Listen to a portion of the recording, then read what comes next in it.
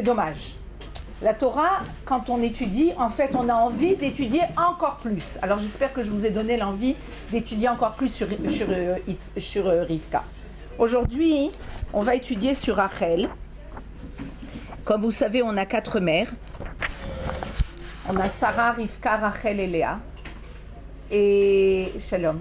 Et je pense que ce que j'ai choisi comme sujet aujourd'hui, c'est un sujet qui va vous toucher. Parce qu'on va parler des shidduchim. Vous savez ce que c'est des shidduchim? C'est pas un mot facile en hébreu, mais vous connaissez tout ce mot. C'est bizarre. Vous savez ce que c'est shidduch? C'est le sujet du cours. Shidduch, c'est... Je vais vous dire ce que c'est. C'est pas une rencontre. Une rencontre, c'est une bgisha. En slang, c'est date. Ken? Mais shidduch, il y a... vous savez, les agrafeuses? Oui. Ça s'appelle chatran. Ken? Ça accroche. Ça accroche, il y a fait. C'est-à-dire, ça relie 2 parties et ça les bloque ensemble. C'est un chatran, les agrafeuses. Shidduch. Chatran. Il y a un comme chakran. Shin, non, autre chose. Shin, Dalet, Dalet, Chaf, Nun. Chatran. Maintenant, avant de rentrer véritablement dans les shidduchim, je vais vous raconter une petite histoire. C'est une histoire qui est racontée dans la Gemara. Il y a on appelle ça une matronita romaïte. C'est quoi une matronita romaïte? C'est une femme romaine importante qui va parler avec un chacham juif et qui va lui dire: vous dites que vous avez un créateur, un Dieu qui s'occupe de vous. Et qu'est-ce qu'il fait? Il a terminé de créer le monde. Il a créé le monde en l'espace de 6 jours. Après 6 jours, le monde est créé. Qu'est-ce qu'il fait maintenant? Il s'est retiré du monde. En fait, pratiquement de façon grosso modo, on peut dire que l'égoïsme, c'est ce qu'il pense. C'est qu'il y a un créateur qui a créé le monde, mais qui s'est retiré du monde. Zéro, j'ai mis les choses en place, maintenant je peux me retirer. Et alors cette matronita, elle dit à ce rave, à ce chacham juif, elle lui dit: bon, mais qu'est-ce qui fait votre rave? Moi, alors il lui dit: tu sais ce qu'il fait notre Dieu? Il fait des shidduchim. Il dit: ah, depuis la création du monde, il a terminé la création, et c'est ce qu'il fait maintenant, des shidduchim. Alors qu'est-ce qu'elle s'est dit? Elle se dit: bah, c'est pas très compliqué à faire. Elle avait des esclaves hommes, des esclaves femmes, et elle a dit: moi aussi je vais faire des shidduchim, comme Dieu. Elle a pris 100 esclaves hommes, 100 esclaves femmes, et elle a fait shidduch.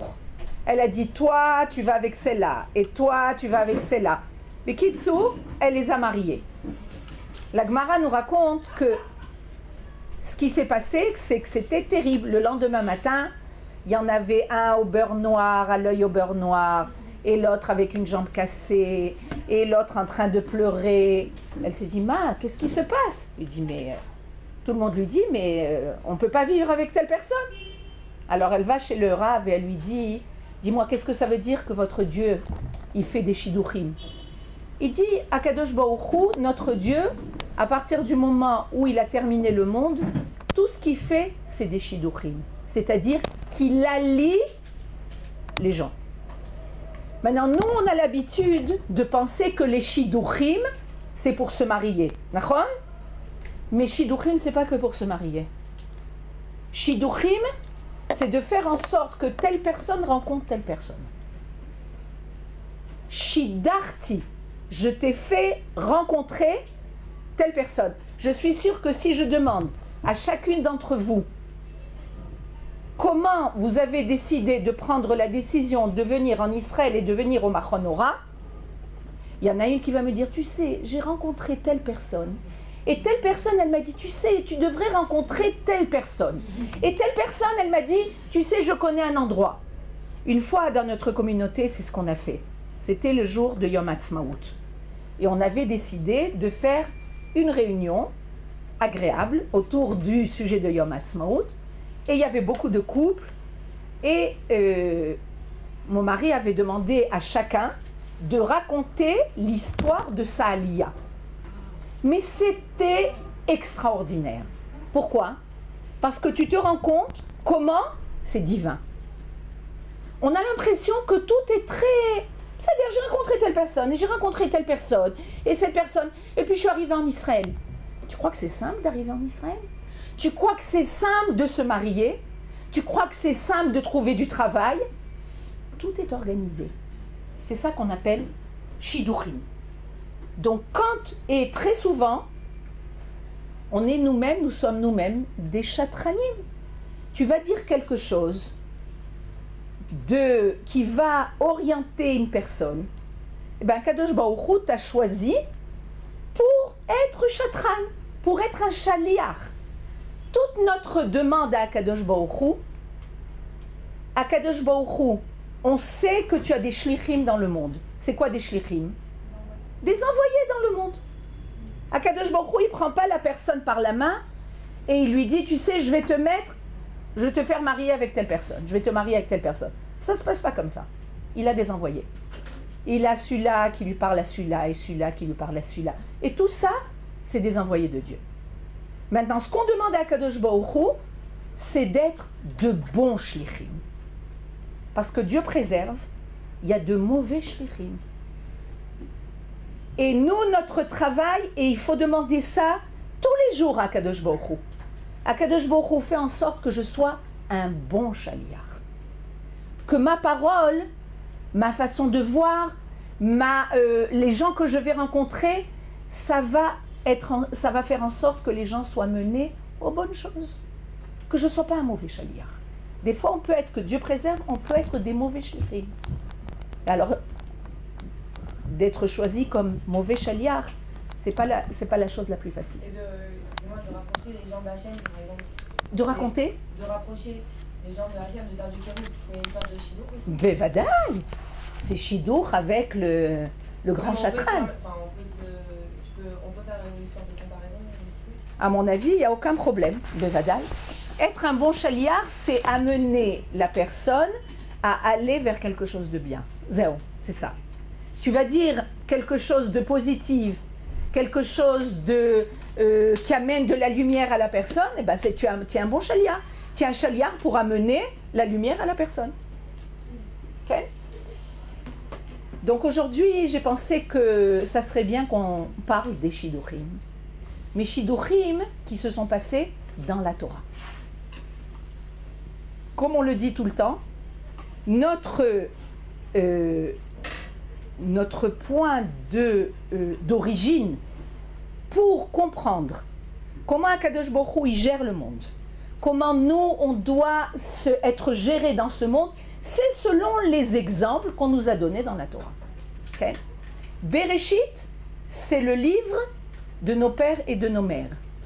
On nous dit c'est le livre de nos racines. Les racines du peuple d'Israël sont dans le Sefer Bereshit. Pour savoir quelles sont mes racines, ben je vais étudier Sefer Bereshit. Parce que quand je saurai quelles sont mes racines, je saurai qui je suis. C'est pas plus compliqué que ça. Quand j'étudie sur Abraham, Sarah, tous nos pères et nos mères, ben, j'étudie qui je suis en fait. Et c'est le Sefer Hayashar, le Natziv. Vous avez appris sur ça.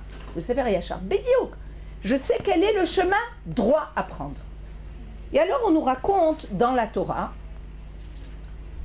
et c'est comme ça que je vais introduire Rachel Imenu, on nous raconte dans la Torah les shidduchim de nos pères et de nos mères. Vous savez, quand on demande à nos parents, comment vous êtes rencontrés? C'est super. Waouh, tu sais, j'ai rencontré, on est toujours très intéressé de savoir comment nos pères et mères se sont rencontrés. Okay? Et bien on nous raconte dans la Torah comment nos pères et nos mères se sont rencontrés. On va commencer par Adam et Chava. Malgré le fait, je commence un petit peu par eux, malgré le fait que ce n'est pas notre père et nos mères. Mais ça nous donne une possibilité de savoir au niveau divin, si on veut dire. Parce qu'il y a une rencontre au niveau divin. Et c'est une rencontre qui convient au monde entier. Parce que Adam et Chava, c'est le père et la mère du monde entier, de tout la gente humaine, si on veut dire. Okay? Nos 3 pères et nos 4 mères, c'est le peuple d'Israël. Mais Adam et Chava, c'est pour le monde entier. Okay? Adam et Chava, on nous dit, sache que la femme est sortie de la côte de l'homme. C'est-à-dire que l'homme et la femme sont en fait une entité. On n'est pas 2 entités différentes, nous sommes une entité. Une entité. Tout notre travail, et ça c'est bon et pour les juifs, et pour les goïms, pour tout le monde, tout notre travail, c'est de révéler qu'on est une entité. Que chacun a un rôle, je crois qu'on avait parlé de ça, que chacun a un rôle, mais qu'on est une entité. Et Akadosh Baruch Hu est venu à amener Chava devant Adam Arishon. Chava était toute belle, toute bien coiffée, Ken, et elle lui a amené quelque chose de très particulier, de féminin. D'accord? Mais je ne veux pas m'attarder sur Adam et Chava, parce que je veux plus m'attarder sur nos pères et nos mères. On voit le Shidour de Avram et Sarah. Est-ce qu'on connaît comment, est-ce qu'on nous parle de la rencontre entre Avram et Sarah? Non. On ne parle pas de la rencontre entre Avram et Sarah. On nous dit qu'Avram s'est marié avec Sarah. On sait que c'était sa nièce. Non, sa nièce ou sa cousine? Non, sa nièce, Léra. La fille de Haran. Et que... Non, la fille de Nahor. Mais on ne nous raconte pas comment ils se sont rencontrés. On nous raconte seulement qu'est-ce qu'ils ont fait ensemble. Il y a un passouk qui nous dit que les 2 ont fait des nefashot. Un nefesh asher asu becharan. Où sont les chumashim? Vous avez plus vos chumashim? Vous avez chacune? Alors, prenez...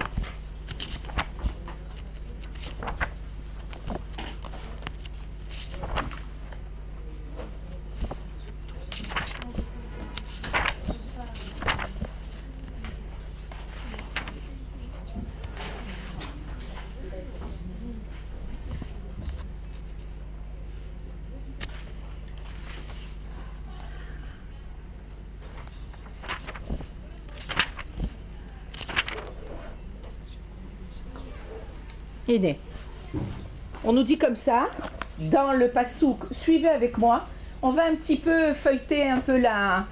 C'est dans Bereshit toujours, c'est le Perek Yud Bet, et le passouk, He. Yud Bet, passouk, He. Bidiouk.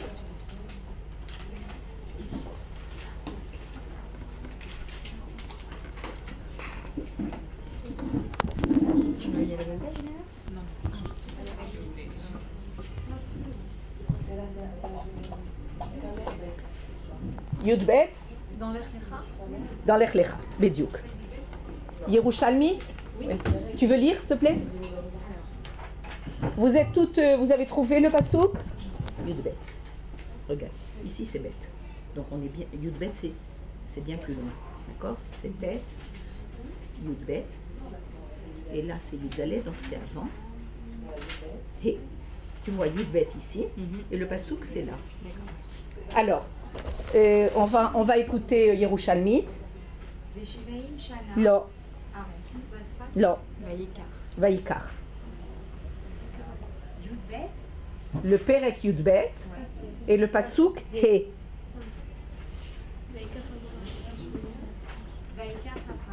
Ça y est, c'est trouvé.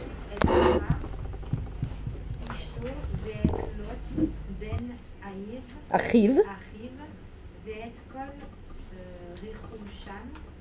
אשר רכשו ואת הנפש אשר עשו בחרן ויצאו ללכת ארצה כנען ויבואו ארצה Kenan. Il a fait. Alors là, on nous dit en fait quelle était l'activité du couple Avraham ben Terach et sa femme Sarah. D'accord? On nous dit comme ça. Vaïkar Avraham et Sarah Ishto. Avraham prit Sarai sa femme et Lot fils de son frère et tous leurs biens qu'ils acquirent et les âmes qu'ils firent à Haran. Qu'est-ce que ça veut dire les âmes qu'ils firent à Haran? Qu'ils ont converti entre guillemets. Il y a fait. Alors le Rashi nous dit comme ça.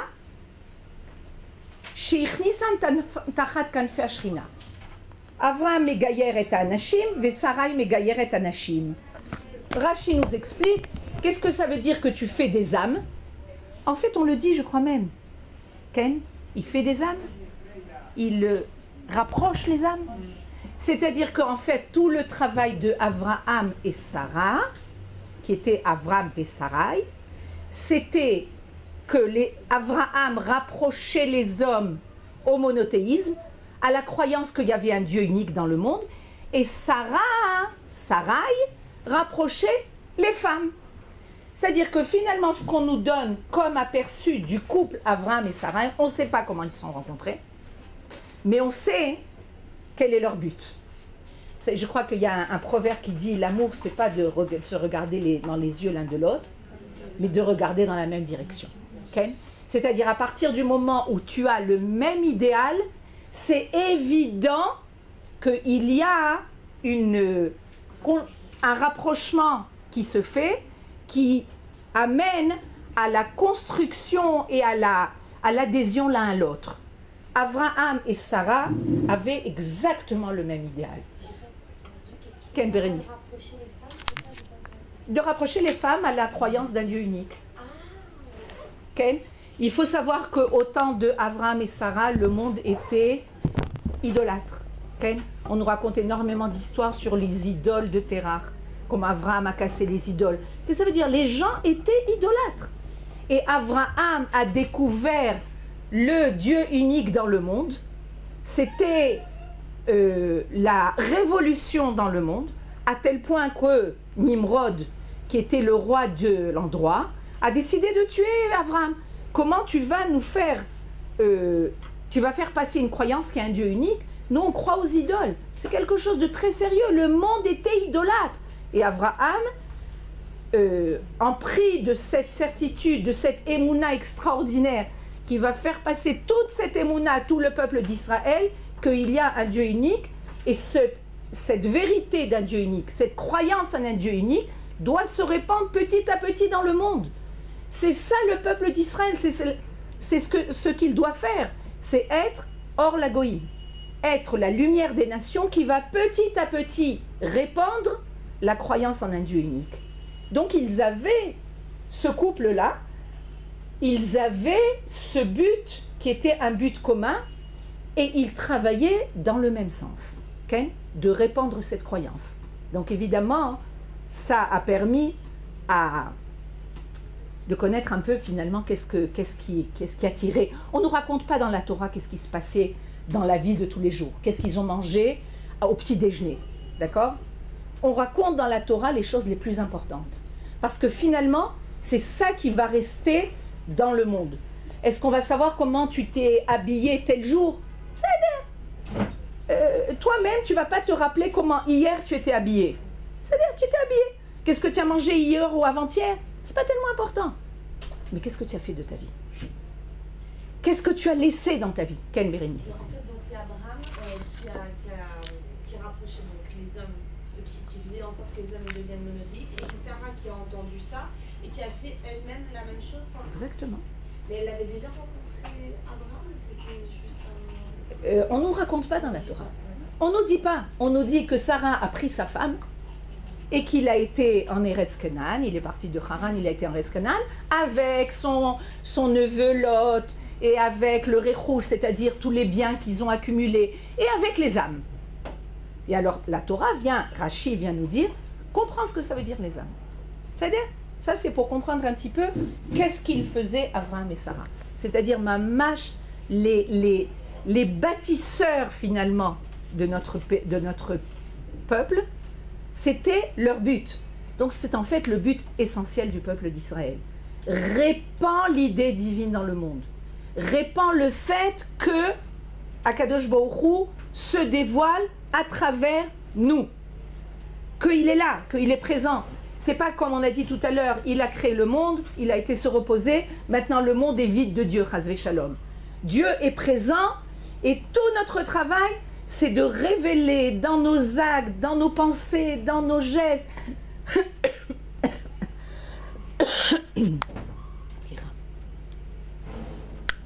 l'idée divine qui est présente. Nos sages nous disent, il n'y a pas un endroit dans le monde qui est vide de Dieu. Ça n'existe pas. S'il y a un monde, c'est qu'il y a Dieu. Parce que Dieu est présent et fait vivre le monde.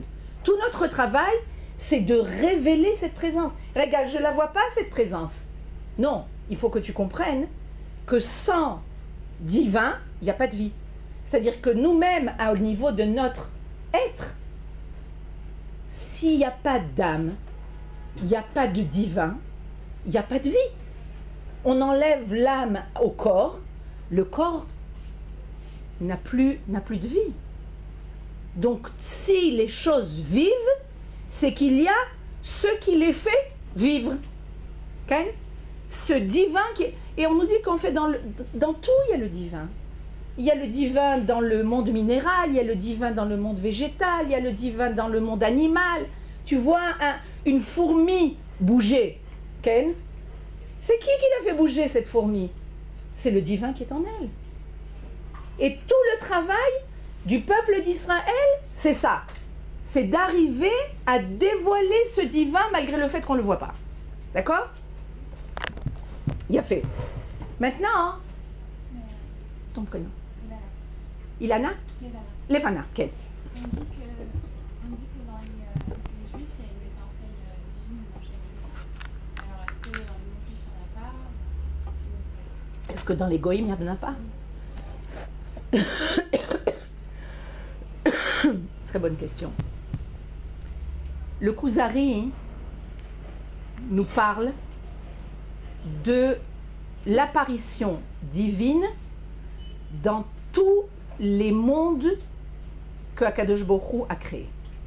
On vous a déjà parlé de ça? Non? Hein? Des petites notions.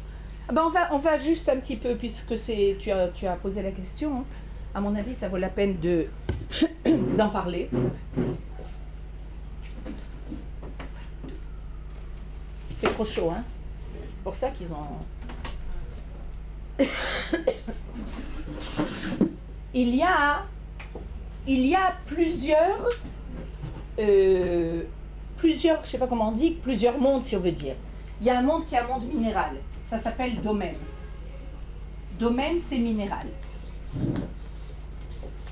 C'est quoi le monde minéral? C'est les pierres, c'est les roches, tout ce qui... Vous savez ce que c'est domaine? Domaine, c'est silencieux. Dmama, quand on dit Ani rotse dmama, je veux le silence. C'est-à-dire que c'est un monde silencieux. Vous allez dans le désert, vous allez... Il y a un silence total.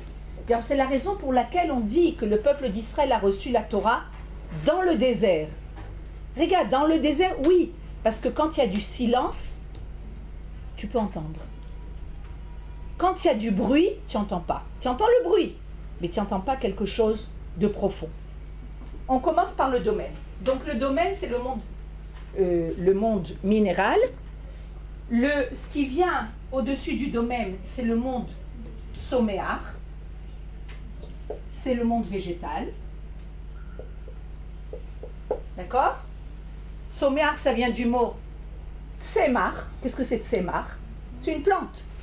Okay? C'est quelque chose qui, ou soméar, il pousse. D'accord? Au-delà du monde soméar, il y a le monde chai, animal.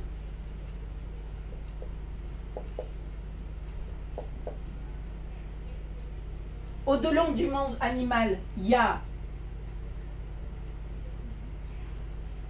Médaber, celui qui parle. Et au-delà du monde Médaber, il y a Israël. Le peuple juif. Non, on ne dit pas l'humain. Il y a fait. Il y a fait ce qui parle. Okay. On va arriver en... Je voudrais m'attarder à ces niveaux. Tous ces niveaux dont le Rav, le Kuzari, le Rabbi Yehuda Levi nous parle, il vient nous dire qu'en fait, Akadosh Baruch Hu apparaît dans le monde sur plusieurs niveaux. D'accord? Plus tu montes, plus il y a une apparition divine qui est plus élevée, plus grande. Dans le monde minéral, du domaine, il y a une apparition divine que tu ne vois pas. Une fois, j'ai même demandé comment est-ce qu'on sait qu'il y a du divin dans une pierre. Et on m'a répondu qu'en fait, au niveau physique, que la concentration de tous les éléments qui forment une pierre permet à cette pierre d'être une pierre. C'est-à-dire que tous les éléments sont concentrés l'un avec l'autre. Et quand dans la... Je ne sais pas exactement vous expliquer. Peut-être qu'il y a quelqu'un qui sait expliquer ça. Hein? Comment? Hana, tu sais expliquer? Je ne sais pas expliquer ça. Il faudrait demander à quelqu'un qui s'y connaît. C'est de savoir que, par exemple, l'atome qu'on trouve, qui est la racine de la vie, Ken, on la découvre dans le monde minéral. C'est-à-dire qu'il y a une apparition divine très profonde dans ce monde qui est un monde qui apparaît comme étant dénué de vie. Ken, tu vois une pierre, tu te dis quel est son rôle. Qu'est-ce qu'elle a comme rôle, une pierre? Mais chaque pierre a un rôle. Ken, si elle est apparue dans le monde, c'est qu'elle a un rôle. On nous raconte des histoires qu'on a l'habitude de raconter aux enfants dans la Gemara. Un bonhomme qui marchait et il a glissé sur une pierre et il s'est rendu compte, je ne sais plus exactement l'histoire, que cette pierre, elle avait quelque chose de bien précis comme rôle. Ken, il ne faut pas penser, il faut savoir que chaque chose a un rôle. Donc il y a une apparition divine qui est très très très cachée dans la pierre. Ken? Mais justement, je fais référence à l'eau parce que c'est aussi minéral. Et en fait, il y a une expérience actuelle qu'ont fait les Israéliens. Ils ont pris un verre d'eau et un autre verre d'eau. Il y en a un devant lesquels ils ont fait des bénédictions et l'autre qu'ils ont dit des choses qu'ils ont maudit. Et bah, quand on regarde le microscope, celui où ils ont maudit, comment dire, les atomes sont dans un état catastrophique et dans l'autre, on dirait des cristaux. Incroyable. C'est pareil pour les haricots, on fait ça aussi sur les haricots. Et on a, au bout de 3 semaines, on voit les germes dans ceux où on a dit des bénédictions, des paroles de Torah, des mots d'amour. Et dans l'autre, qu'on a maudit, on a dit des mauvaises choses. Il n'y a rien, aucune germe. Incroyable, incroyable. Il y a fait méthode. Donc là, l'apparition divine au monde minéral, dans le monde minéral, il y a un très beau livre sur ça ça s'appelle La Révolution. Il est traduit en français, je crois, Nahon. C'est magnifique, il y a vraiment des expériences extraordinaires. Le monde qui est au-dessus du monde minéral, c'est le monde végétal. L'apparition de la vie dans une plante est déjà beaucoup plus grande. Okay? On voit qu'une plante vit, qu'une plante naît, une plante meurt. Ken, tu vois comment une plante se fane. Tu vois qu'une plante vit non seulement un instinct de vie où elle pousse. J'ai même entendu une histoire, pas une histoire, c'est une enquête policière. Je crois bien, je ne sais pas si c'est pas dans le livre du Rav Zamir, je ne sais plus si c'est dans le livre du Rav Zamir. Il racontait comment dans un bureau en Amérique, ils avaient, il y avait eu un meurtre, d'accord? Et la police recherchait qui était celui qui avait tué. Ils n'ont pas réussi à trouver personne. Il n'y avait aucune preuve. Et il y avait dans ce bureau, il y avait une plante. Et ils ont décidé de mettre des électrodes à la plante. Et il faisait passer des gens qui étaient là et ils savaient qu'il y avait un doute, ils étaient suspects. Et ils ont fait passer dans la pièce. Et la plante a réagi à la présence de l'assassin. C'est incroyable. Il y a une très très belle enquête sur ça. C'est-à-dire que même les plantes, d'ailleurs on nous dit, moi j'adore les plantes, et j'ai un Baruch Hashem le jardin, c'est quelque chose que j'aime beaucoup, et on voit comment notre lien aux plantes, Ken, leur apporte quelque chose. C'est-à-dire les mêmes plantes, chez quelqu'un qui n'aime pas des plantes, ben, elle meurt très rapidement. D'accord ? Et quand tu aimes une plante, eh ben, elle veut vivre. Regarde, qu'est-ce que tu lui fais passer des ondes? Oui, il y a des ondes. D'accord ? Il y a des ondes d'amour, il y a des ondes de vie. Ken, est-ce que tu vas... C'est donc que ça prouve qu'il y a une apparition de vie qui est bien plus grande. Donc, Akadosh Baruch Hu choisit de se dévoiler dans un monde végétal de façon plus élevée que dans un monde minéral. Au-delà du monde végétal, on a le monde animal. Le monde animal, c'est un monde où déjà... on voit beaucoup plus de vie que dans un monde végétal. Ça bouge, ça mange, ça crie, il y a plus de vie, il y a plus d'activité, Ken. Au-delà de l'animal, il y a le monde humain. Et quelqu'un m'a dit pourquoi c'est marqué, celui qui parle, Medaber. Mais c'est Medaber. Medaber, nos sages nous disent que lorsque un enfant commence à parler, ça prouve que le sechel commence à fonctionner. C'est-à-dire que tant qu'un enfant ne parle pas, il a pas, c'est pas qu'il n'a pas de sechel, vadaï qu'il a du sechel, mais il n'est pas en activité encore. C'est-à-dire que plus tu vas voir qu'un enfant va commencer à dire des mots, et plus tu vas commencer à parler avec lui au niveau du sechel, mais très très peu au début. Plus un enfant parle bien, et plus tu vas te rendre compte que son sechel travaille. Donc quand on parle du Medaber, c'est-à-dire de l'homme c'est celui qui a du sechel. C'est-à-dire Akadosh Baruch Hu a mis dans l'homme, avec un grand H, quelque chose qui est une apparition divine encore plus grande. Grâce à son sechel, tu peux voir cette apparition divine. Un homme, c'est pas une bête. Okay? Un homme peut raisonner, un homme peut créer, un homme peut construire. Alors, il y a des gens qui viennent et qui te disent « Oui, mais les bêtes aussi, elles peuvent construire. » Elles savent construire au niveau de leurs instincts. Tu ne sauras jamais faire un nid comme un oiseau fait son nid. Mais c'est au niveau de l'instinct. C'est pas au niveau de la science, au niveau de la raison. Ken? Un homme, oui. Un homme peut étudier, peut construire un avion, peut construire une fusée. Ken? C'est au niveau de son sechel. Donc il y a une apparition divine dans le monde humain qui est beaucoup plus grande. Ken? C'est-à-dire que l'âme qui est présente dans l'homme se manifeste de façon beaucoup plus profonde. Mais Akadosh Baruch Hu, il a mis au-delà de celui qui parle, c'est-à-dire de l'homme, le peuple d'Israël. Maintenant, la première réaction, c'est « Waouh, quel orgueil, on a le peuple d'Israël !» Mais nous, ce n'est pas du tout à ce niveau-là. On ne dit pas que c'est un orgueil, on dit que c'est une responsabilité énorme. C'est-à-dire que plus tu es conscient de ta responsabilité, plus tu es conscient de ce que tu dois faire dans le monde. Nachon, on t'a choisi pour être celui qui va faire apparaître le divin, le Kodesh. Okay?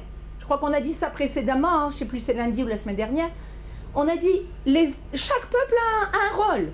Le peuple d'Israël a comme rôle de faire apparaître le Kodesh. C'est-à-dire, c'est notre rôle.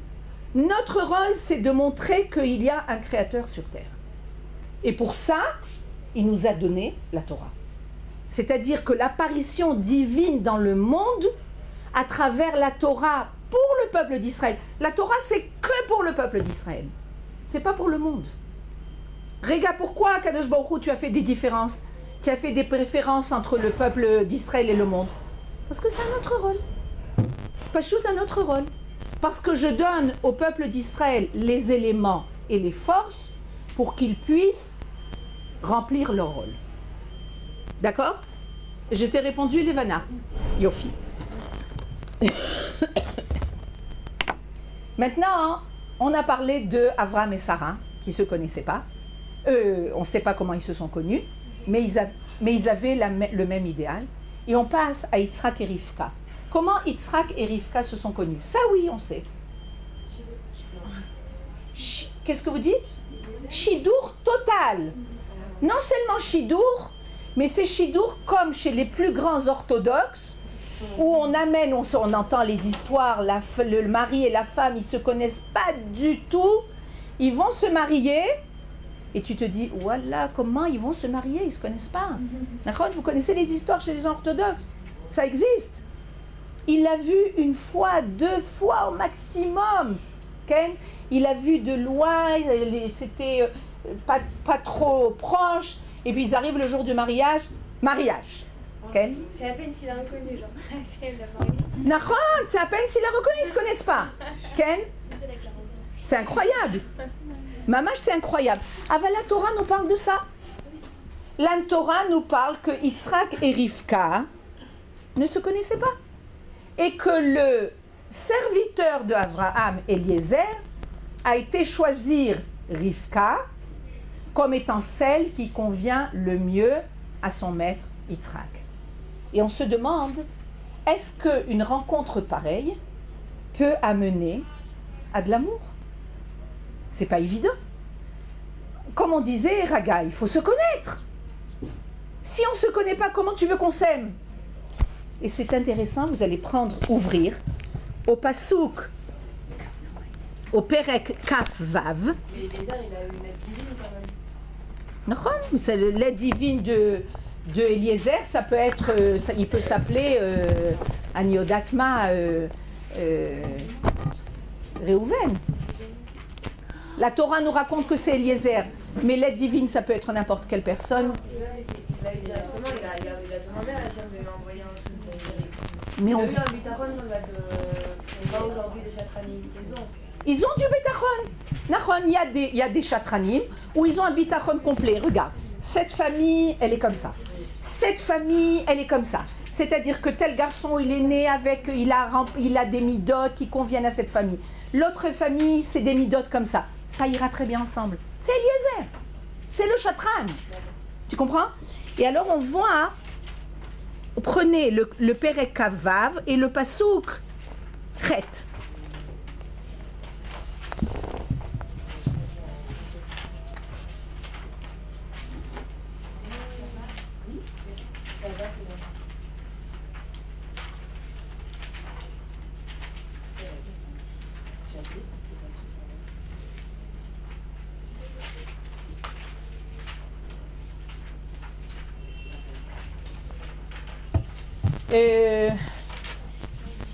Dvorah, tu veux lire?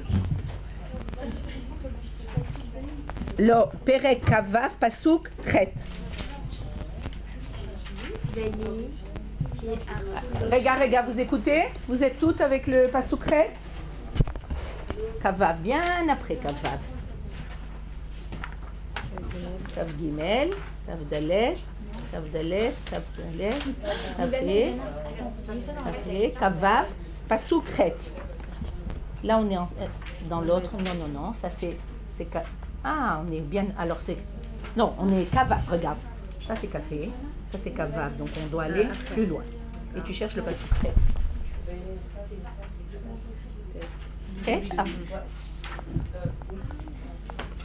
On écoute Vora.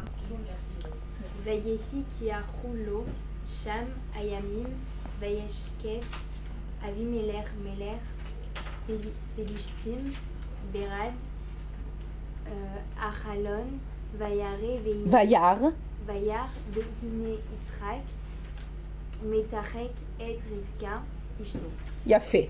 Alors, on nous traduit comme ça. Ce fut comme lui était long là-bas les jours, que regarda Avimelech, roi des Plishtim par la fenêtre. Il vit, et voici Yitzhak, la traduction c'est plaisantant avec Rivka, sa femme. D'accord? Mais Rashi, on ne traduit pas du tout comme ça. Il nous dit, qu'est-ce qui s'est passé? Il dit que Avimelech, le roi des Plishtim, il a vu par la fenêtre. C'est sympa de voir ce qui se passe par la fenêtre des gens, Nachon. Mais lui, c'était Avimelech, le roi des Plishtim, des Philistins. Et il regardait par la fenêtre des gens. Et qu'est-ce qu'il a vu? Ra'ou meshamesh mitato. Qu'est-ce qu'il a vu? Il a vu que Yitzhak et Rivka étaient ensemble. Ok? Ve Yitzhak metzachek et Rivka ishto. Qu'il était avec sa femme. C'est-à-dire, et regarde 2 secondes, c'est-à-dire qu'il a vu une apparition de quelque chose de l'union totale entre Yitzhak et sa femme. Et c'est ce que je cherche là, c'est qu'il y a un autre endroit qui nous dit, regarde,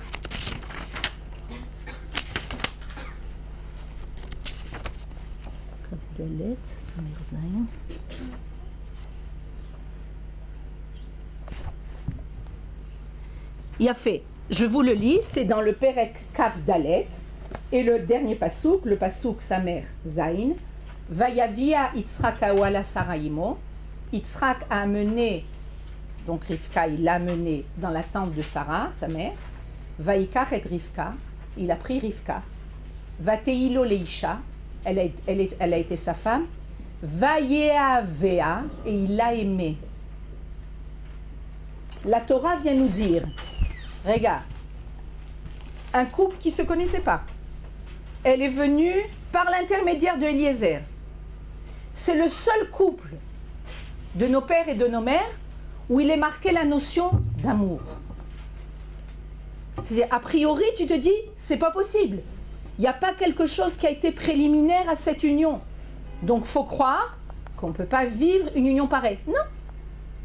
On nous montre que Dafka, Yitzhak et Rivka se sont aimés. Que Dafka, eux, on nous parle de l'union non seulement physique, mais on nous parle d'une union qui est une union très profonde. J'arrive pas à comprendre comment vous êtes arrivé à dire qu'il y avait de l'amour. C'est marqué. Ah, c'est par rapport au... C'est par rapport au pasouk, c'est pas moi qui l'ai dit. Regarde, tu prends le pasouk Samer Zain du Perek Kafhe, Kaf Dalet, slicha. Sa mère Zaïn, j'ai du mal encore à... Regarde, Kaf Dalet, le Perek Kaf Dalet, et le dernier pasouk de ce Perek, Samer Zain. C'est un Perek qui est très long.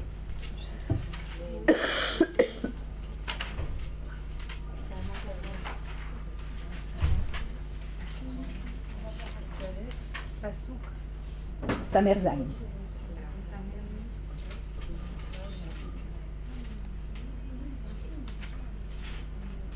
Et c'est Afka bien que vous preniez ce pasouk parce que c'est un pasouk où je voudrais un petit peu plus approfondir. Tu as trouvé Yerushalmi? Vayavia. Alors, on va lire ce pasouk à nouveau. Vayevia Yitzhak Awala Saraimo. Yitzhak la conduisit dans la tente de Sarah, sa mère. Vaikar et Rivka, Vateilo Leisha. Il prit Rivka, elle lui fut pour femme. Vayavea, et il l'a aimé. On nous parle, c'est là. C'est-à-dire, c'est pas marqué. C'est marqué aussi pour Yaakov et Rachel. On verra tout à l'heure. C'est marqué aussi pour Yaakov et Rachel. Vayavea, il l'a aimé. Vayinachem Yitzhak achareimo. Et Yitzhak a été consolé de sa mère. Et là, je pense qu'il y a un élément que je voudrais toucher, qui est un élément essentiel dans la construction d'un couple. D'accord?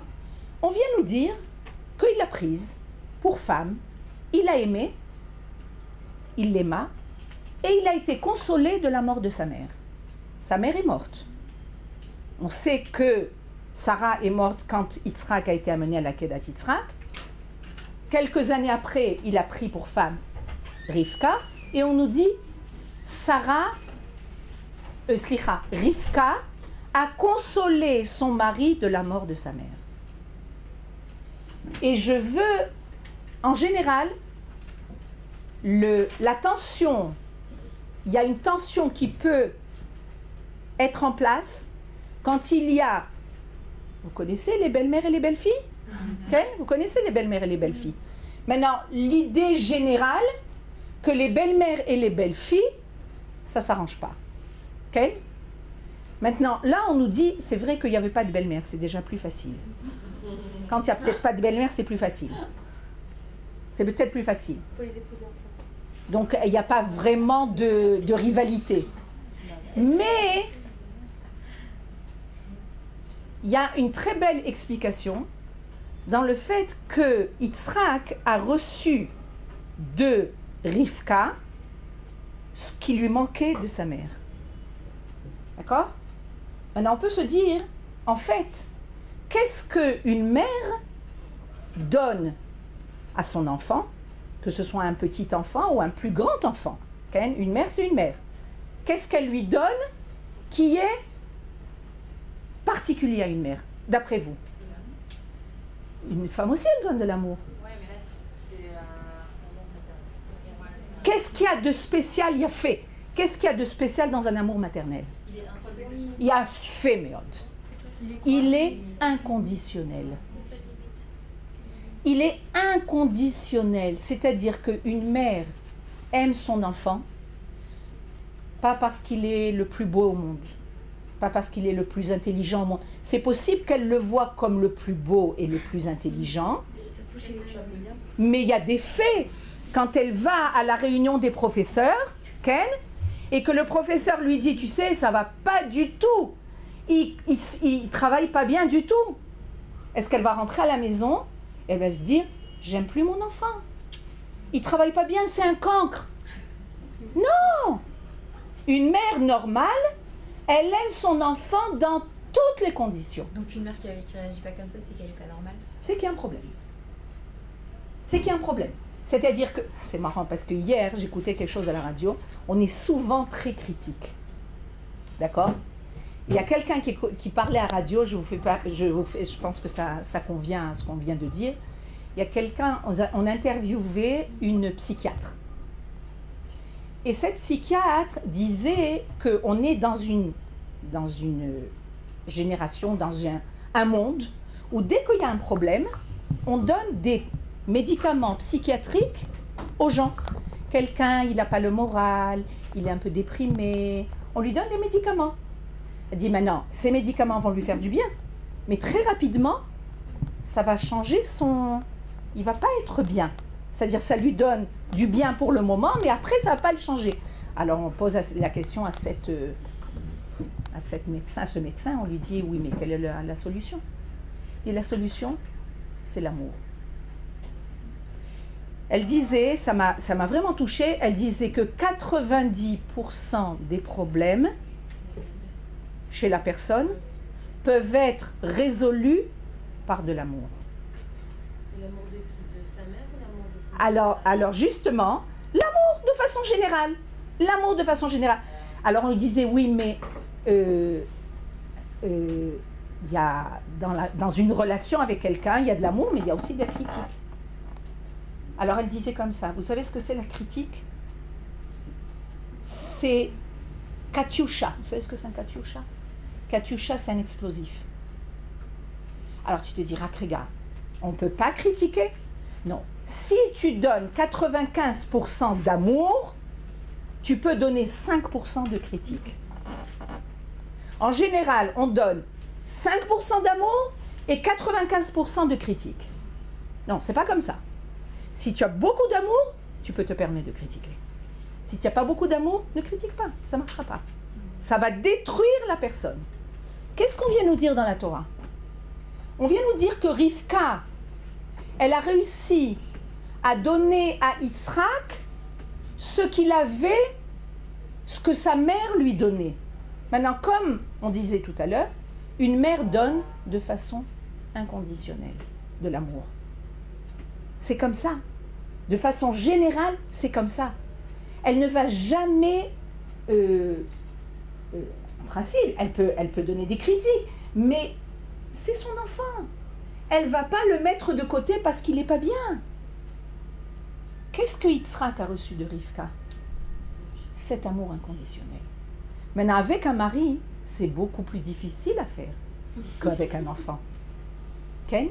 Avec un enfant, il est venu de tes tripes, Ken, de ton utérus, c'est une partie de toi-même. Mais avec un mari, c'est pas comme ça. Tu vas voir en lui des tas de choses qui sont peut-être pas parfaites. Est-ce que tu vas t'attarder sur ce qui est positif ou est-ce que tu vas t'attarder sur ce qui est négatif? C'est-à-dire que quand la Torah vient nous dire, c'est très profond, au niveau psychologique, c'est du plomb. Au niveau psychologique, sache que ce qu'une femme doit remplir dans le monde, dans la vie affective de son mari, c'est ce qu'il a reçu de sa mère. C'est-à-dire cet amour inconditionnel. Tu es mon mari, pas parce que tu es le plus beau au monde, ou tu es le plus intelligent au monde, ou le plus...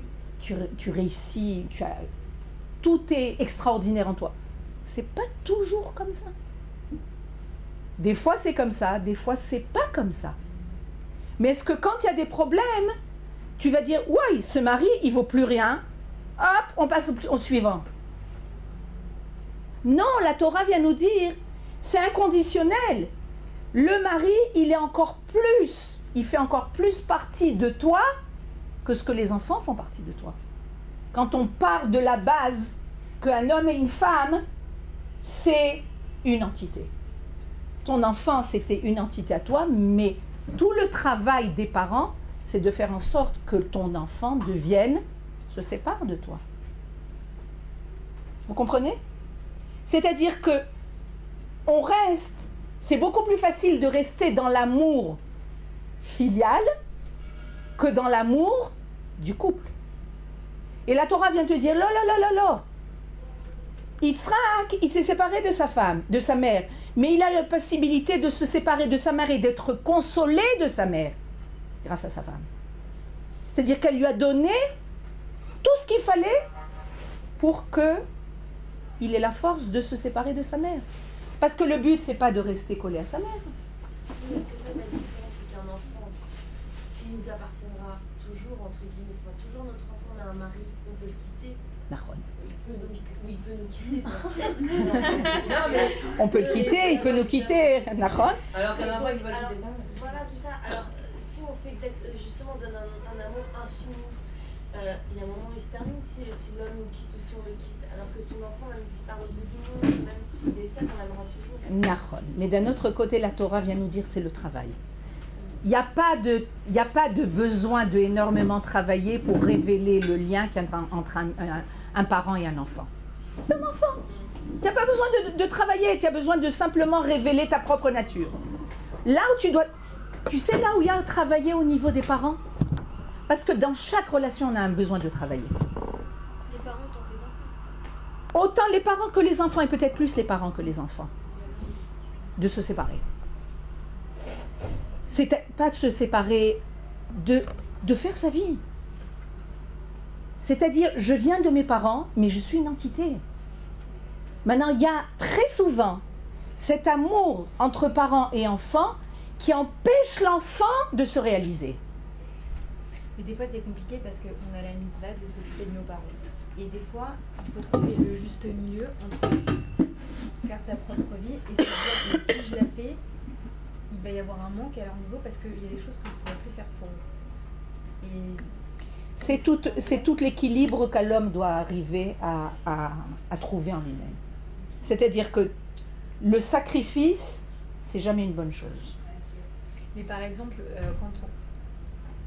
quand on voit, il y a des gens en France qui voudraient venir habiter en Israël et qui ne le font pas parce qu'ils ont leurs parents qui sont en France et qui doivent s'occuper d'eux, et ils se disent que la mitzvah de s'occuper des parents doit passer devant le fait de la mitzvah de venir en Israël. Et du coup, ils ont cette frustration de ne pas pouvoir venir et en même temps ils veulent s'occuper de leurs parents.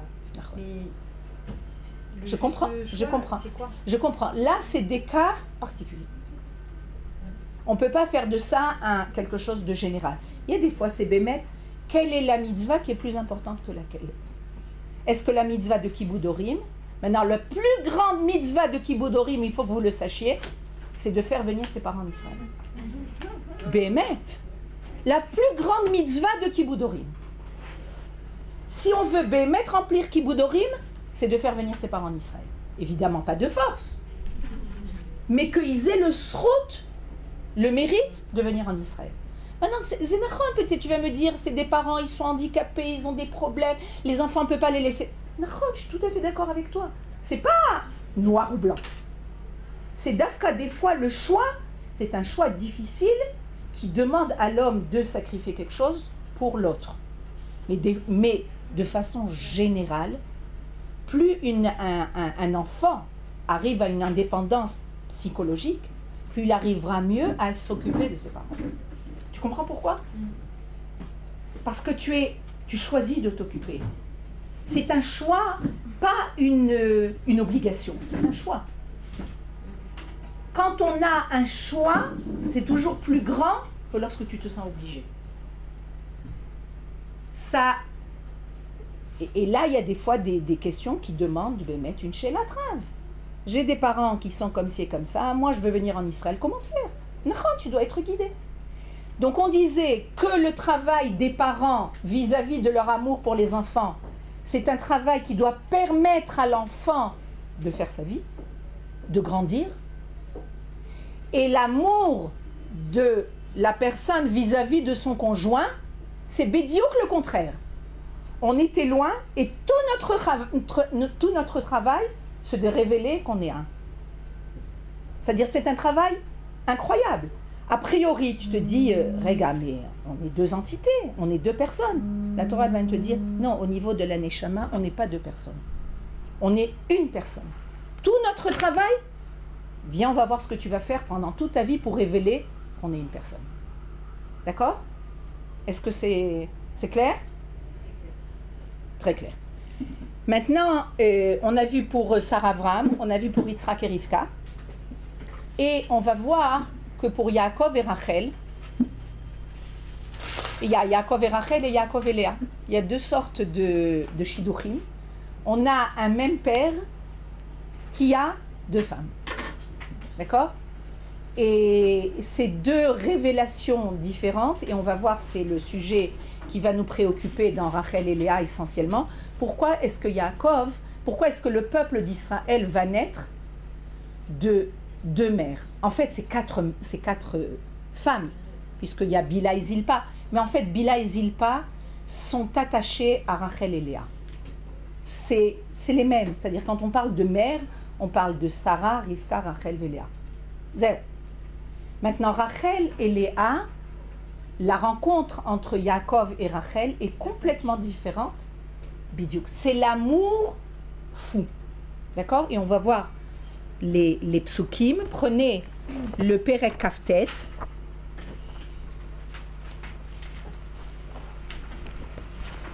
Et le pasuk Yud.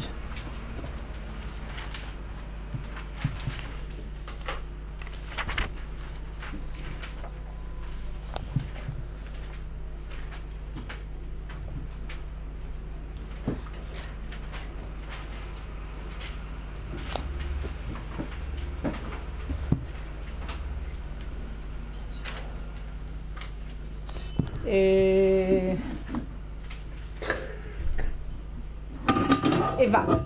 Tu veux lire, Eva?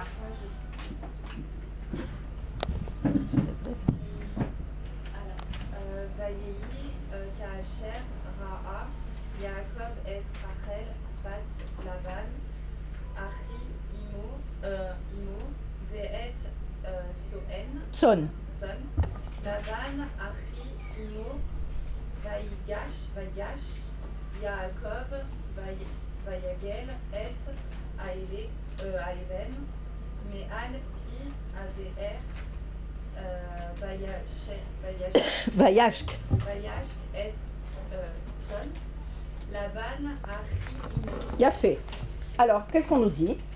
Ce fut quand Yaakov vit Rachel, fille de Lavan, frère de sa mère, et le bétail de Lavan, frère de sa mère, Yaakov s'approcha et il roula la pierre de dessous de dessus l'ouverture du puits, abreuva le bétail de Lavan, frère de sa mère.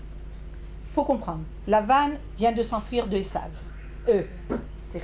Yaakov vient de s'enfuir de Esav après qu'il ait volé la bénédiction de son père. Yaakov va aller en direction de la famille de Rivka, puisque Rivka lui dit d'aller vers son frère, c'est-à-dire Lavan.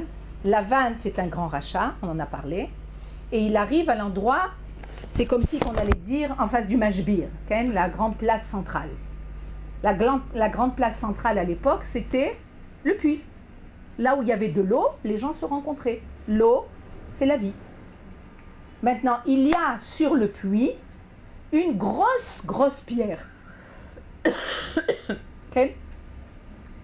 Et cette pierre, les sages, la Torah nous dit, nous ne pourrons pas, jusqu'à ce que soient rassemblés tous les troupeaux, nous roulerons la pierre sur l'ouverture du puits et abreuverons les bétails. C'est-à-dire qu'il y avait une loi parmi les bergers, que c'est seulement lorsque tous les bergers se retrouvaient près du puits, que ensemble ils allaient lever la grande pierre au-dessus du puits, okay, et il fallait l'effort de tout le monde. Maintenant se retrouve, la Torah vient nous dire, Yaakov arrive à côté du puits, la pierre est sur le puits, et elle est très lourde, et Yaakov voit Rachel, okay, ce fut quand Yaakov vit Rachel, il roule à la pierre de dessus l'ouverture du puits. C'est les zones tout à fait. Il a fait méode. Il a vu Rachel, waouh, un élan d'énergie, une force extraordinaire. Nos sages nous disent, c'est comme quelqu'un qui ouvre une bouteille, vous savez la bouteille, boum, kara, il a ouvert le puits, boum, il a fait rouler la pierre. Regarde, c'était pas difficile. Non, parce que quand quelqu'un aime et qu'il a rencontré la personne qui lui convient, il y a des forces de vie extraordinaires. C'est beau comme image.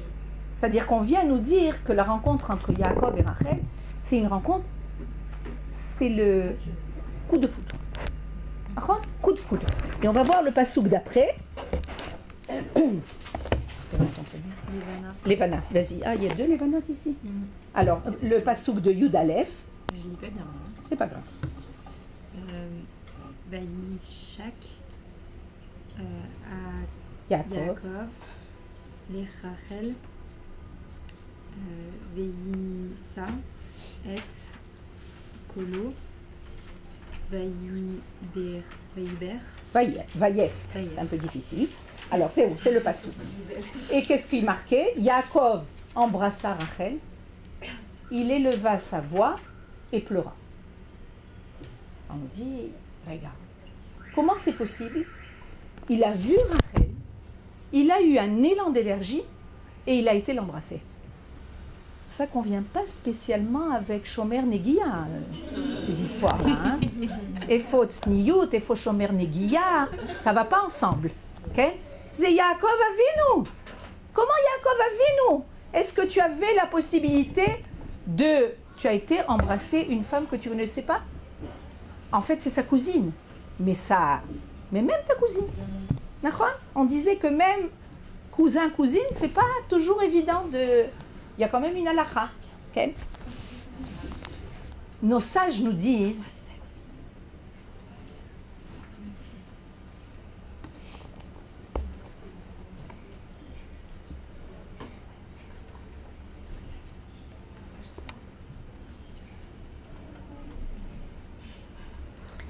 Nos sages nous disent que ce baiser qu'il a donné à Rachel, c'est pas un baiser qui est un baiser, comment on dit, physique. D'où on sait? Pourquoi peut-être qu'on nous raconte des histoires dans le Torah? D'où on sait qu'un baiser n'est pas un baiser physique? Parce que ça ne peut pas être possible avec Yaakov. Pourquoi? On va expliquer pourquoi ça ne peut pas être possible avec Yaakov. Ça ne peut pas être possible que le baiser qu'il a donné à Rachel, c'est un baiser qui montre une volonté d'un rapprochement physique. D'où on sait? Parce que ce même Yaakov dont on parle, notre père, il a été trompé. On sait que Yaakov devait se marier avec Rachel.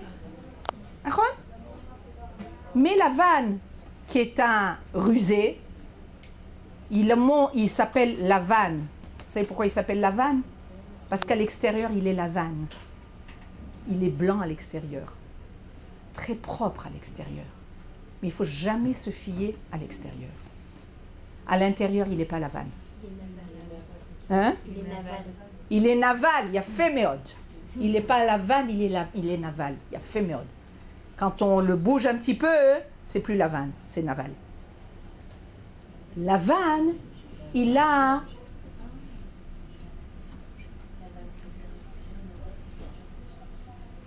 Lavan, il a trompé. Au lieu de lui donner Rachel, il lui donne Léa. Maintenant, Yaakov est une nuit entière avec Léa. D'accord? Et il ne se rend pas compte que c'est Léa. C'est-à-dire, Rakrega, tu n'as pas compris que c'est pas Rachel? Tu n'as pas vu? Rachel, il peut pas savoir. Quand même. Quand même. Il n'y a pas... c'est l'union dont on parle, c'est quelque chose de tellement immense qu'à notre niveau, Bémet, on a du mal à comprendre. Parce qu'on n'est pas au niveau de Yaakov. C'est pas ressenti que c'était pas elle. Parce que parce que c'est donné à sa sœur les trucs. Non, mais même avec des signes, tu sais quand c'est pas la même femme. Et bien là, la Torah vient nous dire, tu penses que l'union que Yaakov a eue avec sa femme, c'est une union physique, charnelle, comme on connaît, comme on a l'habitude. Non, c'est pas autre. Ça passe aussi par là. Et c'est quelque chose de complètement différent. C'est quelque chose de tellement élevé que quand on parle du baiser de Yaakov envers Rachel, on parle d'un baiser, c'est-à-dire, nous on emploie ça un baiser physique. Mais là, il a tout de suite compris que c'était elle. C'est-à-dire, Ashaka en hébreu, le mot Ashaka, c'est qu'il y a une union. Le Vadaï, l'union passe par un baiser. Mais la Torah vient nous dire, c'est pour lui, le fait qu'il a rencontré Rachel, il savait que c'était son âme sœur. Il savait que c'était elle, que ça ne pouvait pas être quelqu'un d'autre. Maintenant, Rashi nous dit, pourquoi il a pleuré? Yaakov embrassa Rachel, il éleva sa voix et il a pleuré. Pourquoi tu pleures? Tu as rencontré celle qui allait être ton âme sœur. Tu ne peux être que heureux. D'accord? Et Rashi vient nous dire, on va le traduire. Il est super ce livre, il est tout en français. Ouais, il est génial. En mâche, c'est à qui? Il est dans la C'est à vous. guitare. Alors, plus rapidement, on va le lire. Car il a su, à ce moment-là, sous l'inspiration de l'Esprit Saint, des rois HaKodesh, qu'elle ne partagerait pas sa tombe dans la Meharat à Marpella.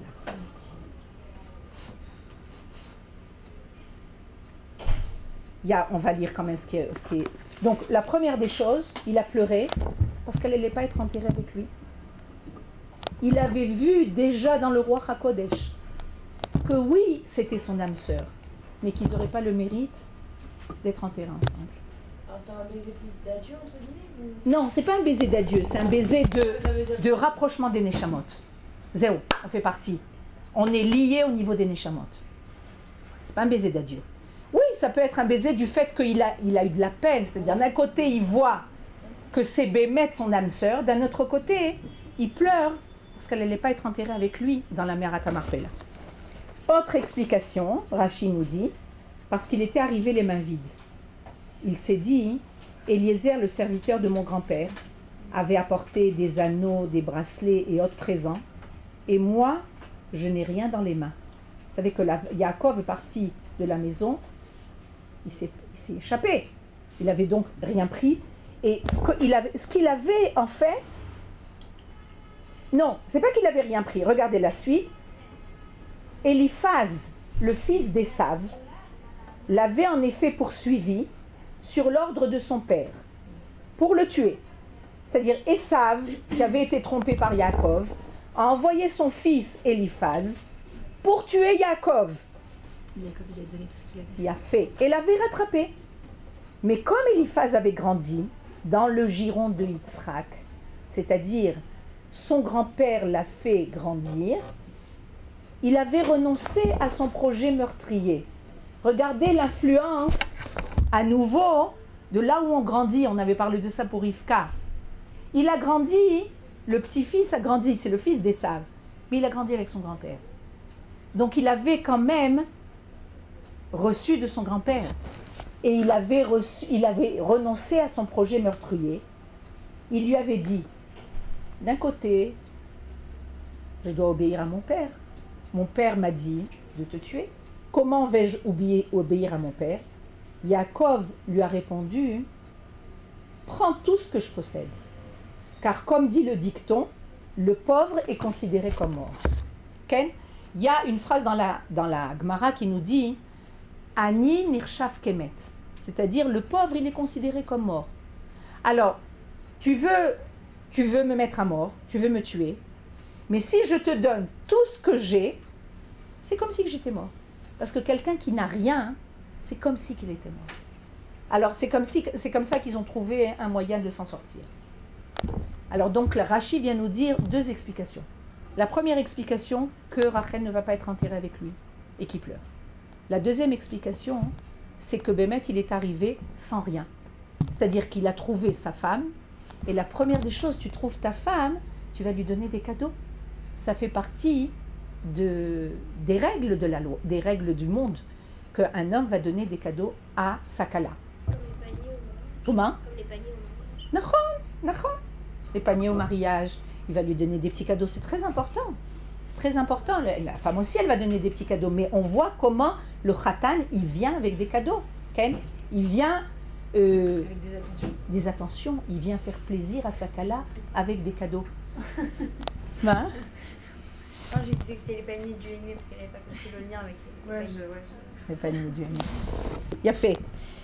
Donc on voit que la relation, c'est-à-dire le shidour, là, quand ils se sont rencontrés, c'est bémet le coup de foudre. Vous voyez combien de sortes de shidduchim on a? On a le premier, on ne sait pas.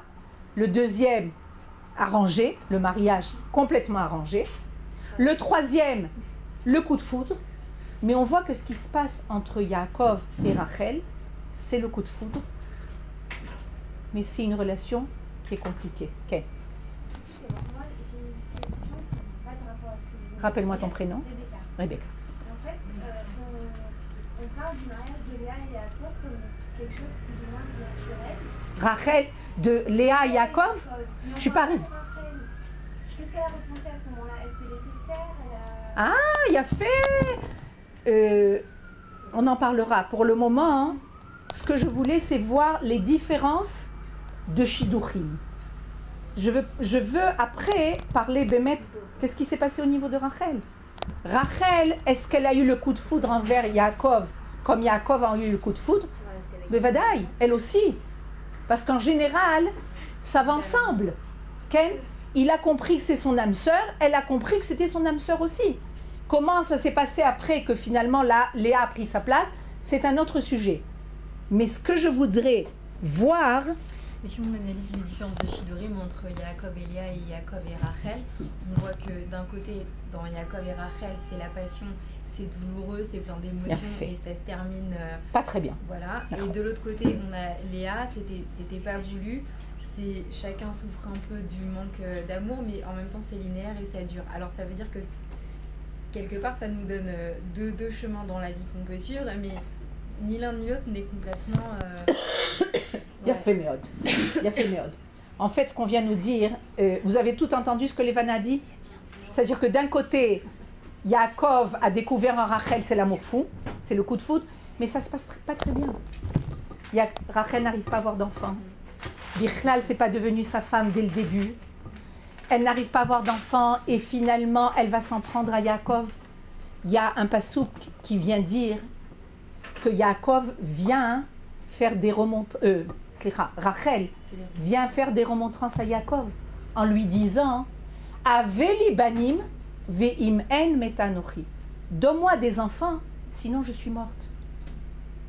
Et Yaakov lui répond, et les sages nous disent qu'il y a une certaine critique vis-à-vis de Yaakov. Il lui dit moi je suis à la place de Dieu. Et on dit c'est pas comme ça qu'on répond à quelqu'un qui a mal. C'est là. Quand quelqu'un est à mal, tu vas pas chercher des solutions. Tu vas être à côté de lui dans sa douleur. Mais lui aussi, il avait tellement de peine que peut-être ça l'a aussi rendu. Il savait pas quoi faire. Non, vous savez pas. Moi, je dis toujours, il y a des situations où il n'y a pas grand-chose à faire. Il n'y a pas grand-chose à faire. La seule chose à faire, c'est d'être à côté de la personne et de l'entourer, de la caresser. C'est tout. Parce que Bémet, il y a des fois, il n'y a pas de solution. On est toujours dans un monde où on veut trouver des solutions. Des fois, il n'y a pas de solution. Tu peux pas... regarde, est-ce que c'est... Nachon, l'homme veut aussi que Rachel ait des enfants. Mais c'est pas que... Il y a une décision divine. Ça montre la sensibilité aussi, l'impuissance de Jacob, il s'est senti mal, donc peut-être il a répondu à ça impulsif. Nachon, mais nos sages nous disent qu'il y a une certaine... il y a une critique vis-à-vis de Yaakov. En disant, c'est pas comme ça qu'on répond à quelqu'un qui souffre. Quelqu'un qui souffre, il faut faire attention à lui. Okay? Et donc, qu'est-ce que nous dit Levana? Elle nous dit que d'un côté, on voit l'amour fou, le coup de foudre entre Yaakov et Rachel, et finalement, il y a un aboutissement qui est un aboutissement difficile, c'est-à-dire qu'elle a du mal à avoir des enfants, elle va mourir en couche, très jeune.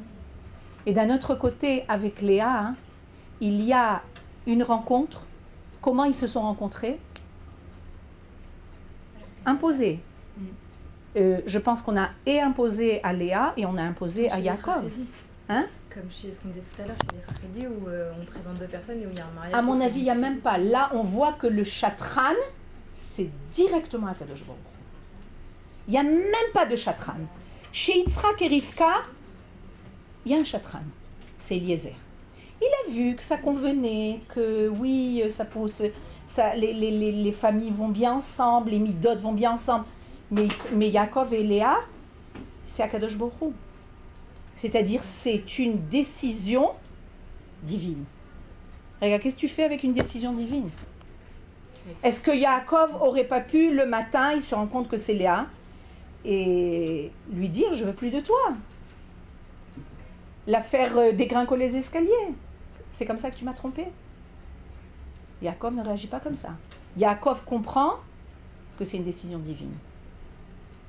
Et de Léa va sortir une grande partie du peuple. Léa va être enterrée avec Yaakov à la Me'arat Marpella. Qu'est-ce que nous disent nos sages? Yaakov s'est marié avec deux femmes.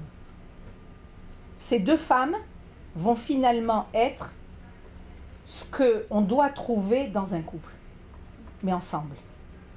C'est-à-dire, est-ce que tu dois trouver le coup de foudre, mais le coup de foudre, très souvent, ça se termine pas très bien, en explosion, ou est-ce que tu vas trouver la continuité longue, non seulement dans ce monde, mais dans le monde, même enterré ensemble.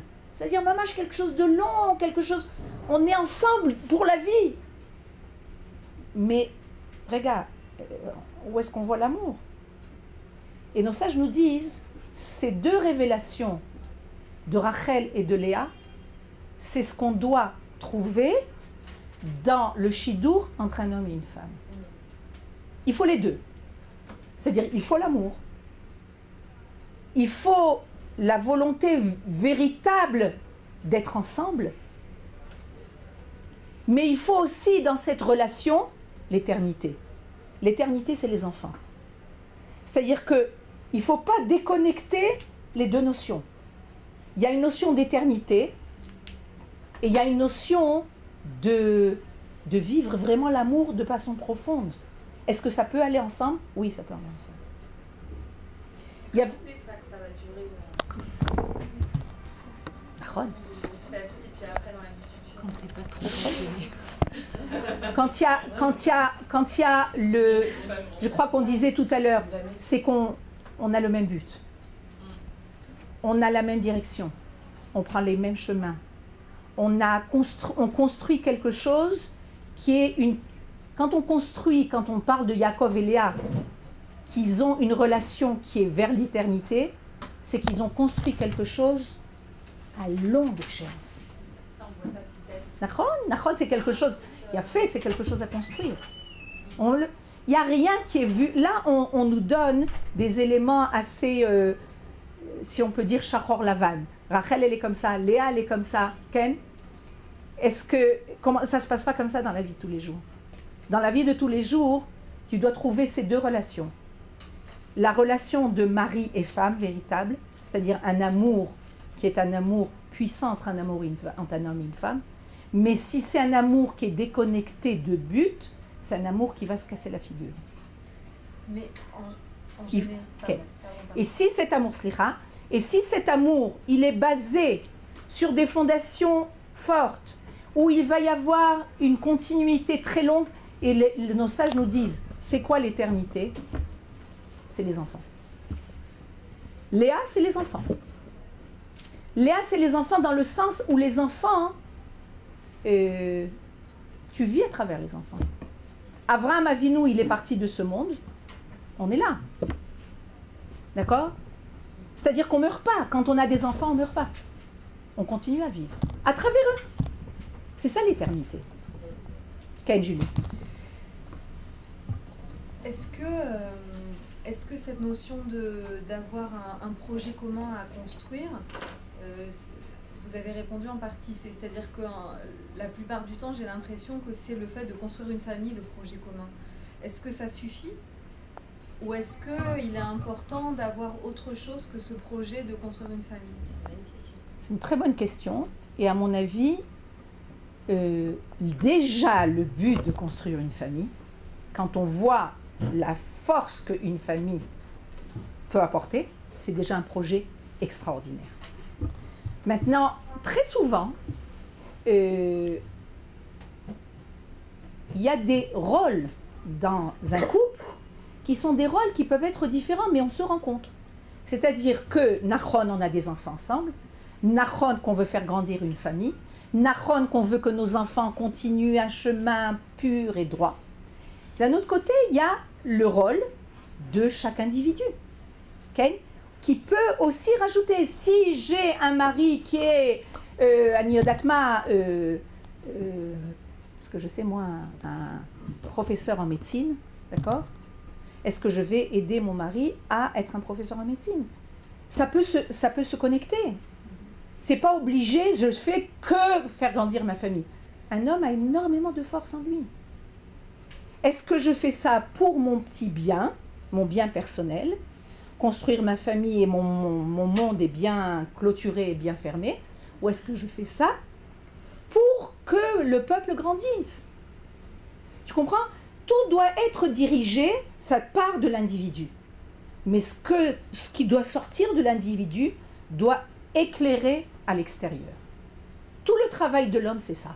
Le travail de l'homme, c'est pas seulement se fier, se construire quelque chose de petit. Okay? Même si on construit une maison, ça a l'air d'être petit, mais chaque maison, c'est comme une cellule dans le corps de la personne.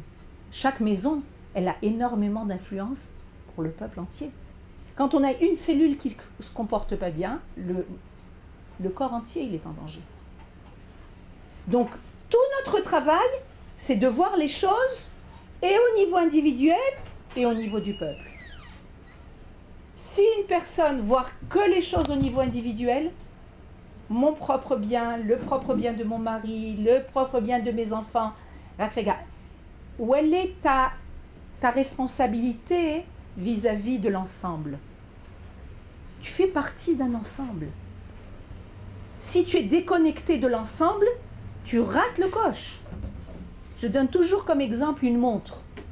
Une montre, elle a besoin pour travailler, pour fonctionner, de plein de petites vis. D'accord? Si toutes les vis marchent comme il faut, la montre, elle marche. Si une vis ne marche pas comme il faut, ben, il y a un problème avec la montre. Maintenant, la vis en elle-même, elle n'a pas tellement d'intérêt. elle a un intérêt seulement si elle fait partie du fonctionnement total de la montre. Vous comprenez ce que je veux dire? Mais cette dimension collective, ou peut-être juste sociale, c'est... Enfin, je ne sais pas si c'est moi qui ai une vision des choses mais j'ai l'impression que c'est quand même rare chez les hommes. C'est pour ça que c'est pour ça que la femme est là. C'est ce qu'on disait la dernière fois, c'est Hanouka. Je ne sais pas si on a parlé de ça. Hanouka, c'est... On a parlé de Hanouka? 2 secondes. C'est ça. Si on n'a pas parlé, je pense que c'est exactement la réponse. À Hanouka, le travail... Pourquoi on allume la Hanoukia? C'est pour éclairer l'extérieur. Celui qui doit allumer la Hanoukia, c'est l'homme. Mais celui qui doit préparer la Hanoukia, c'est la femme. Mais si on doit dire à l'homme, il faut que tu allumes la Hanoukia. Non. C'est plus lui qui fait, c'est nous qui sommes... Non. C'est pas la femme, Levana, c'est pas la femme qui lui dit tu dois allumer la Hanoukia. Lui, il allume parce que c'est son rôle. Parce qu'il a compris que c'est son rôle d'allumer. La femme, elle prépare seulement les bougies. Mais s'il donne pas de sens à son geste. Voilà. Petit à petit. C'est quelque chose qui se construit. Les choses, elles ne sont pas acquises dès le départ. Ce que je voulais, c'est vous montrer les notions de la vie. Les notions de la vie dans un couple. Le Rav Mordechai Eliyahu Zicher Tzadik Livracha, il disait comme ça. Les lumières de Shabbat, c'est les femmes qui les allument et c'est le mari qui les prépare. Pourquoi?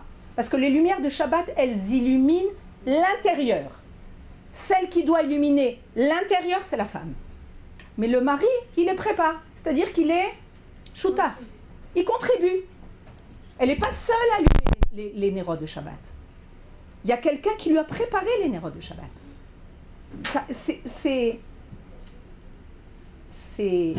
C'est extraordinaire. Mais si je ne me trompe pas, c'est ça que tu voulais dire, c'est cet esprit de se dire, je vais, en tant que mari, préparer les lumières de Shabbat ou aller allumer la Hanoukia. C'est cet esprit-là qu'aujourd'hui les hommes ont du mal à avoir.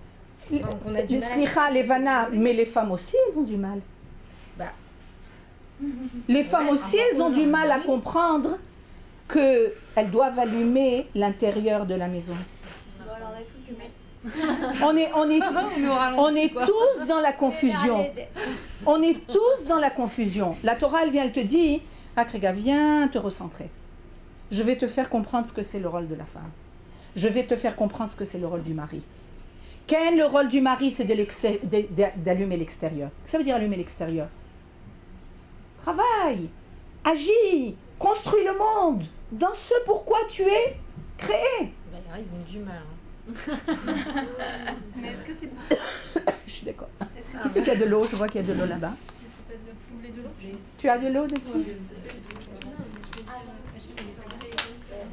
Quel est le Raham qui a dit ça? Le Rav Mordechai Eliyahu. Le Rav Mordechai Eliyahu, il disait comme ça. Quand il y a des problèmes dans un couple, il faut leur dire de faire comme ça. Que le mari, il prépare les nérodes de Shabbat et que la femme allume évidemment, et qu'à Hanouka, la femme prépare les nérodes de Shabbat et le mari allume. Alors, juste une question. D'accord, Delphine. Donc, le parallèle, c'est pour ça qu'on nous demande d'allumer chez soi, parce que de chez soi, en fait, le lien avec l'ensemble, en fait, c'est d'abord chez nous et comment notre maison s'associe à l'ensemble, en fait, au groupe, en fait. Il y a féméode. C'est-à-dire que, premièrement... Parce qu'on pourrait se dire pourquoi on n'allume pas à l'extérieur. À l'extérieur. Et c'est pour ça qu'à Hanouka, on nous dit Ner Ishu Beito. C'est-à-dire que chaque maison, elle est dans un ensemble. Chaque maison doit allumer à partir de sa maison. C'est-à-dire pour illuminer l'extérieur. Le but de Hanouka, c'est illuminer l'extérieur. Mais ça doit être illuminé à partir de l'intérieur. Ça part de l'intérieur. C'est toujours à partir de la maison. Si la maison, elle n'est pas construite, il n'y a pas de possibilité d'allumer l'extérieur. Donc en fait, c'est quelque chose qu'on peut prendre en parallèle. Effectivement, ça part de nous, de l'intérieur, comme dans toute chose. Comme dans toute chose. De l'intériorité. Si l'intériorité n'est pas construite, tous les actes qu'on va faire ne vont pas être bons. On nous dit comme ça, Chez l'homme, il y a la pensée, la parole et l'acte. Mais tout provient de la pensée. C'est-à-dire que si tu as un acte, tu peux voir exactement le même acte chez deux personnes, mais ça vient de deux sources complètement différentes. Je vous donne un exemple. Deux personnes vont ouvrir une épicerie dans un quartier, d'accord? La première personne qui va ouvrir, elle va dire, moi j'ai vu un quartier où il n'y a pas d'épicerie, je vais me faire un bol d'argent extraordinaire. D'accord? C'est une opportunité fantastique, je vais me faire plein d'argent. Et la deuxième personne, elle va dire, j'ouvre cette macolette, cette épicerie dans ce quartier, parce que sans épicerie dans le quartier, les gens, ils n'ont pas de lait, ils n'ont pas d'œufs, ils n'ont pas de pain, ils n'ont pas... Ça ne veut pas dire qu'il ne va pas être riche. Mais de quoi provient? Tout commence par la pensée. Et nous, à notre... c'est pour ça, Slicha, tu m'excuses, c'est pour ça qu'à notre niveau, on ne peut jamais juger les personnes. On peut voir des actes qui peuvent être des actes super sadikim, mais quelle est la pensée qui se cache à l'intérieur? J'en sais rien. Nous, on doit juger les gens comme étant des gens bien. Mais il n'y a que Kadosh Baruch Hu qui sait qu'est-ce que cachent les mêmes actes chez plusieurs personnes. Tout notre travail, c'est de travailler au niveau de nos pensées, pas au niveau de nos actes. Quand notre pensée, c'est une pensée pure, ce qui va découler d'une pensée pure, c'est quelque chose de pur. C'est pour ça que les midot, c'est avant les mitzvot. Bevadaï. C'est pour ça que Bereshit, c'est avant Shmot. Bereshit, c'est les midot. Et donc quand on dit que deux personnes, il faut qu'elles voient dans la même direction, c'est en fait c'est cet ensemble, c'est ce plus loin qui va faire qu'elles vont commencer ensemble pour... Il y a fait mode. Bidou. Ken. Alors moi j'ai une question, pour revenir à Léa et Rachel. Moi j'arrive pas à comprendre quelque chose en fait. Je vois comment Léa elle remplissait mieux ce rôle que Rachel. Parce que Rachel elle avait un projet qui était assez... Chavou Vané et tout là. Elle a fait ce projet-là, des choses comme ça. Alors pourquoi Léa elle a plus d'un... Léa elle fait Rachel. Il y a fait mode. En fait, ça vient... Tu viens amener le sujet que je voulais qu'on continue. Mais en fait, je ne vais pas le commencer parce que c'est un sujet très important. Il y a deux... vous savez qu'il y a deux Mashiach? Vous avez entendu parler du fait qu'il y avait deux Mashiach? Mashiach ben Yosef et Mashiach ben David. D'accord? Quelle est la différence? Il y a fait. Quelle est la différence entre Mashiach ben Yosef et Mashiach ben David? Mashiach ben Yosef, Yosef c'est le fils de Rachel. C'est la pensée. Mashiach ben David, David va sortir de Yehuda qui est le fils de Léa. On nous dit comme ça. Le but, c'est Mashiach ben David. On demande les gens de Chabad, ils disent we want Mashiach now. On veut que le Mashiach arrive, vous êtes d'accord avec moi? Ça suffit de souffrir, on veut que le Mashiach apparaisse. Le véritable Mashiach, le Mashiach c'est le roi. Le roi qui va faire apparaître Dieu dans le monde. D'accord? Le roi d'Israël qui va faire apparaître véritablement le rôle du peuple d'Israël. Il va construire le Beth Amikdash, il va ramener les exilés, pas seulement les exilés qu'on connaît, les 13 millions de juifs qu'on est dans le monde, tous les exilés. Vous savez combien c'est tous les exilés? C'est des centaines de millions. Parce que nous, ce qu'on connaît comme juifs, c'est 2 shvatim, 2 tribus. C'est seulement 2 tribus. Imaginez-vous, on a perdu 10 tribus d'Israël. On nous dit que celui qui va rassembler les exilés, c'est le Mashiach ben David. Le Mashiach ben David, c'est un roi en chair et en sang. D'accord? Mais avant d'arriver au Mashiach ben David, il y a un processus. Ce processus, cette préparation à faire apparaître le Mashiach ben David, ça s'appelle le Mashiach ben Yosef. Le Mashiach ben Yosef, il s'occupe des problèmes techniques. tu peux pas faire apparaître un roi sans qu'il ait un royaume. On n'est pas prêt. Il y a fait. Il faut une préparation. Il